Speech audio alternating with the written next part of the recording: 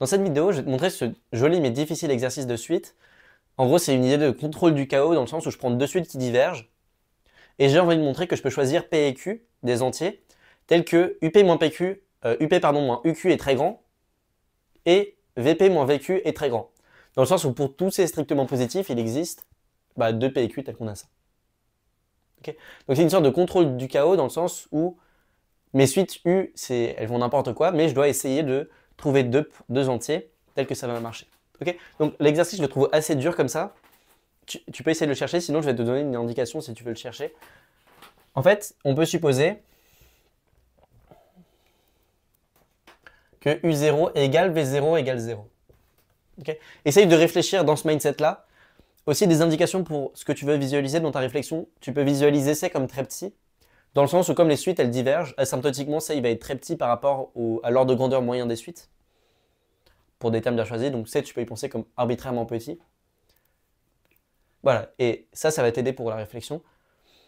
Mais pour si tu veux chercher, nous on va continuer. En fait le point c'est que ça nous donne que, si on suppose par l'absurde que, pour tout ça on a ça ou ça,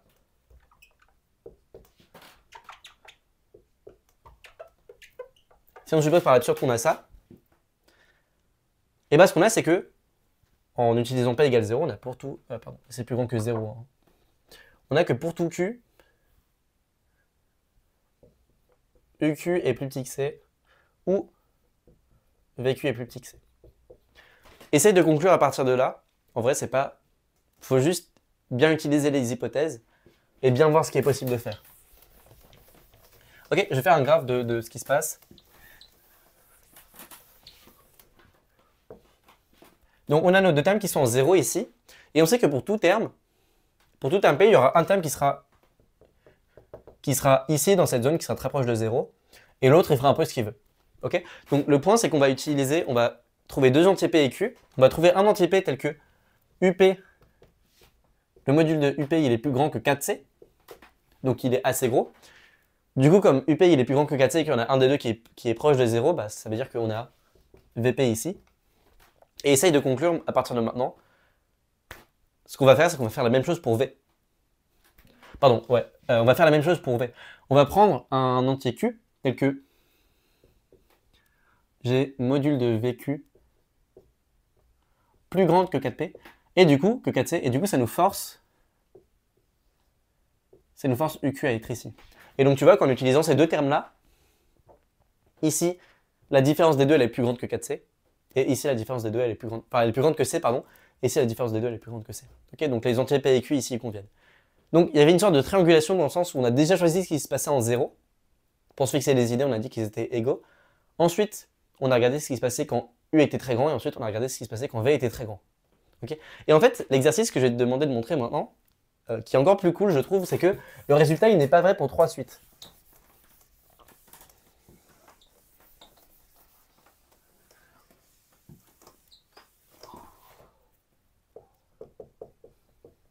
Exo, montrer qu'il existe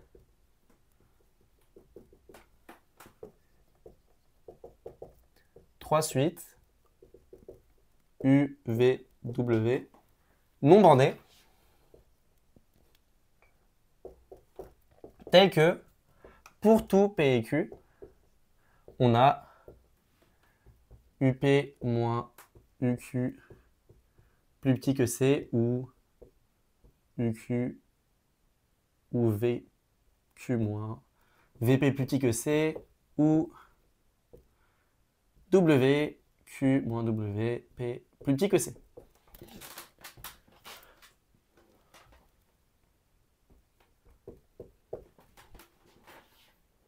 Ok, je te laisse essayer d'y réfléchir, c'est un truc qui est vraiment pas trivial. Je vais te laisser y réfléchir et je vais y réfléchir moi-même, parce que je crois que j'ai un peu oublié comment on fait.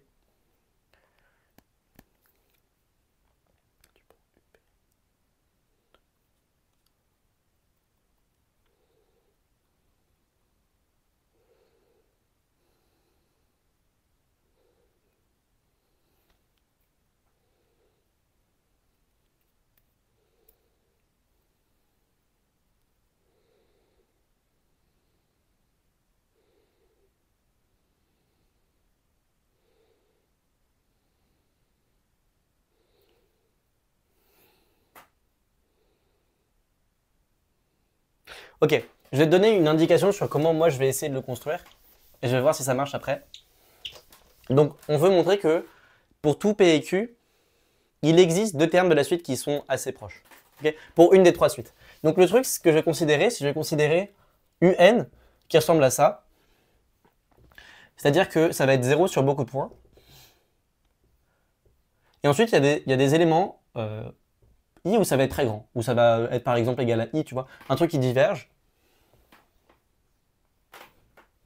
Ça, c'est ma suite. Et en fait, les éléments où UN va être très grand, je vais l'appeler E.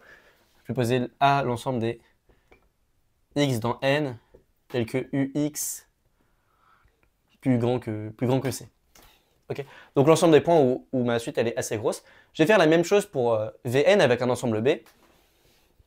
Et le point, c'est que maintenant, on a un peu envie de travailler avec ces ensembles. Pourquoi? Parce que l'hypothèse, si l'énoncé était faux, ça voudrait dire qu'il existerait deux points, tels que tous les termes de la suite sont très différents. Donc ça veut dire qu'il existe deux points, il existe P et Q, tels que P n'appartient pas à A ou Q n'appartient pas à A. Et pareil pour les trois. Donc pourquoi ça? Parce qu'en gros, ce qui se passe, c'est que... Donc pardon, P appartient à A ou Q appartient à A. Donc ce qui se passe, c'est que A, c'est l'ensemble des points de ma suite où ma suite, en effet, elle fait n'importe quoi. Parce que je suis obligé de faire en sorte que ma suite fasse n'importe quoi parce qu'elle diverge. Sauf que là où elle fait n'importe quoi, je l'ai restreint à ce truc A. Donc, si j'ai deux entiers P et Q, tels que la différence de mes deux termes est grande, ça veut dire qu'il y en a au moins un des deux termes qui est dans cet ensemble-là, parce que sinon, ça serait 2 fois 0. Ok? Donc ça veut dire que si l'énoncé est vrai, enfin si je suppose par l'absurde qu'il existe P et Q tel que toutes mes différences soient grosses, il existe P et Q tel que P n'appartient pas, P appartient à A ou Q appartient à A. Sinon la suite elle serait nulle. J'ai la même chose pour B, P appartient à B ou Q appartient à B. Et j'ai la même chose pour C. P appartient à C ou Q appartient à C. Donc ce qui se passe,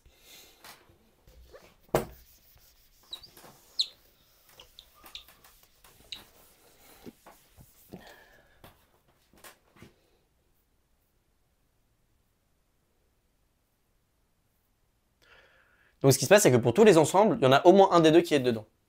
Okay, et c'est un peu ce point de vue-là qui aide à réfléchir parce qu'on évacue un peu tout ce qui se passe pour les suites. C'est assez clair que notre construction, elle est assez pertinente. Donc s'il y a une construction qui marche, notre construction, elle va sans doute marcher. Maintenant, essaye de voir comment tu peux choisir A, B et C. Moi aussi, je vais essayer de voir parce que j'ai encore oublié.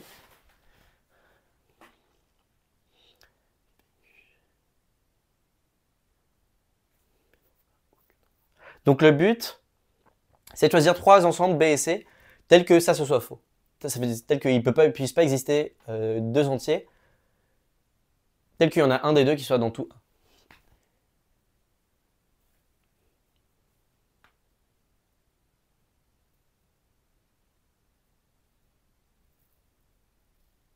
Ok, bah c'est tout bête. En fait, on prend A, l'ensemble des entiers qui sont congrus à 1 mode 3, on prend B congru à 2 mode 3, et on prend C congru à 0 mode 3.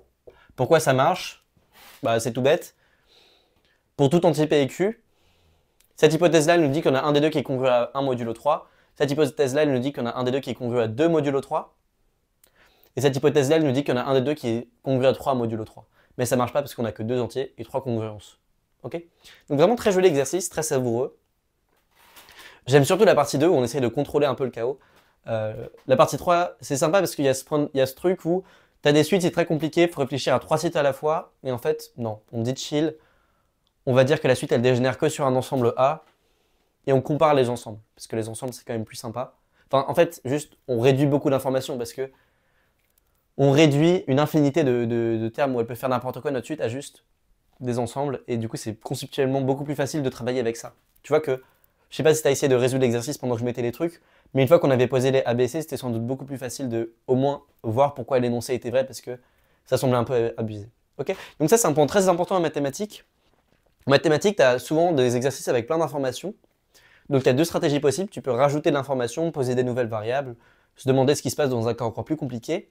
Et souvent, ça va de pair avec réduire l'information, c'est-à-dire que au moins toi, tu visualises en quelque sorte en projetant selon des informations, c'est-à-dire que tu élimines plein d'informations, tu élimines plein de surplus. Dès que tu as du surplus que tu penses n'est pas nécessaire, tu essayes mentalement au moins de l'enlever de l'exercice. Et ça, vraiment, c'est hyper important de tout le temps changer de visualisation, de tout le temps se dire, mais qu'est-ce qui se passe? Peut-être que je peux oublier le signe des suites, peut-être que je peux oublier ça. Tout le temps, quand tu visualises les objets de ton exercice, il faut tout le temps essayer de changer ta représentation. Donc ça veut dire soit la simplifier. Dans ce cas-là, on a simplifié les suites, ça ressemblait plus qu'à des ensembles. Ça peut aussi dire changer de point de vue. Tu vois, là, on avait des suites. Peut-être qu'on aurait pu dire, bon, bah, ma suite, c'est juste une fonction continue par morceau. Il y a juste plein de trucs que tu peux faire avec tes objets. Et changer de point de vue, en général, ça permet de débloquer. Et si tu débloques pas, au moins, ça permet de mieux comprendre l'exercice, mieux cerner les termes du sujet. Voilà, il faut tout le temps être en train de changer de point de vue. Dès que tu bloques, il faut regarder un autre point de vue. Ok, je dis juste ça, mais Grothendieck, il disait que Grothendieck, qui est un mathématicien très célèbre des années du XXe siècle, il disait que lui, il cherchait jamais un seul exercice à la fois. Il s'assurait de chercher toujours 3 exercices à la fois parce qu'il savait que genre ça servait à rien de chercher sur un exercice où on bloque. Et tu vois, c'est un énorme mathématicien et il dit que ça sert à rien de chercher quand on bloque. Donc c'est quand même que genre les miracles ils viennent pas quand on bloque. Je sais pas. En tout cas, cette phrase, elle m'avait choqué. Et ce qu'il disait, c'est que quand il bloquait sur un exercice, il passait à l'autre exercice, et comme ça, il arrivait tout le temps à résoudre les 3 exercices de manière très rapide. Et c'est la même chose en maths. Quand tu as un exercice compliqué, faut pas essayer faut pas essayer de continuer à chercher un seul exercice. Faut le transformer en plein de nouveaux exercices, en changeant de point de vue, en disant cet exercice-là, en fait, il veut dire ça pour des ensembles. Et comme ça, au lieu de chercher sur un seul exercice, tu as créé plein de nouveaux exercices, tu as créé plein de nouveaux chemins, non seulement pour résoudre l'exercice, mais aussi pour le comprendre. Et du coup, tu as créé un peu ce phénomène de Grothendieck où tu as plein d'exercices, et maintenant, dès que tu bloques sur un point de vue, hop, tu passes à l'autre. Moi, c'est un truc que je fais tout le temps. Surtout dans les DS. Dans les DS, tu vois, tu as plein de questions à la suite. Dès que je bloquais sur une question à un DS, je regardais les questions d'après et j'essayais de les résoudre. Et à chaque fois, les questions d'après m'aidaient pour la question d'ici, ou genre juste m'aidaient à mieux conceptualiser ce qui se passait. Et voilà, la moralité, c'est que ça sert à rien de bloquer. Un grand mathématicien, c'est pas un mathématicien qui trouve des trucs quand il bloque, c'est un mathématicien qui arrive à changer de point de vue. Enfin, moi, c'est un peu comme ça que je le vois. Voilà, j'espère que tu as tiré des choses de cette vidéo. Surtout, le point, c'est que si tu bloques, essaye de juste peut-être traiter des cas particuliers, mais même que ça, juste essayer de changer ta vision des objets, te demander. En fait, tu vois, dans la suite, j'ai dit au début, il faut essayer de visualiser C comme très petit. Rien que ça, c'est déjà un effort qui peut nous permettre de visualiser l'exercice sous 2 trucs différents.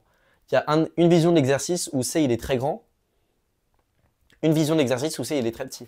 Et jouer entre les deux, ça peut juste faire des trucs cool.